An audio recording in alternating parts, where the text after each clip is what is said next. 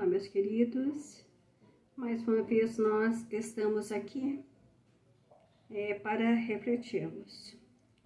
E a reflexão de hoje é sobre esse tema. Mesmo no sofrimento, posso encontrar alegria ao meu redor. Então, na vida não existe nada definitivo. Nem tanto ao céu, nem tanto ao mar. Contudo, somos guiados de acordo com as nossas tendências e fraquezas, determinadas pelo momento em que estamos vivendo.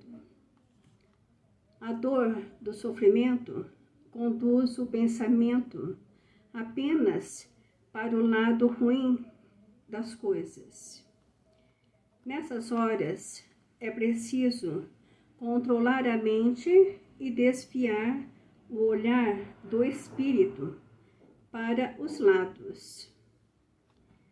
Dessa forma, será possível enxergarmos coisas boas em outros planos que possam amenizar a tristeza. A força da mente fará curvar a emoção interior e veremos, então, que a dor não é a pior coisa do mundo. É suportável e podemos superá-la.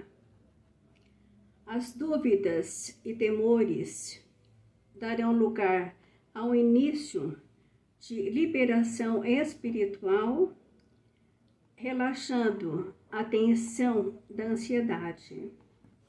Aos poucos, um sopro renovador invadirá a alma, desatando as amarras dos maus pensamentos, distraindo o olhar com outras paisagens.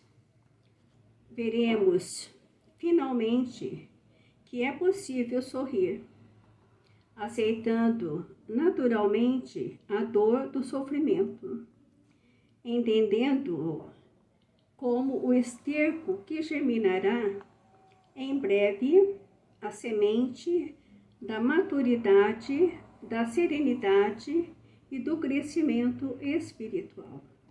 Que nós possamos refletir sobre isso, até para que nós possamos, diante dos desafios que chegam, da dor que chegam na nossa vida, para que nós possamos nos fortalecer nesse olhar de desviarmos a atenção desse momento difícil, até para que essa energia possa estar sendo liberada, para que aquele grande desafio possa ser superado e que também nos auxilie no nosso crescimento espiritual.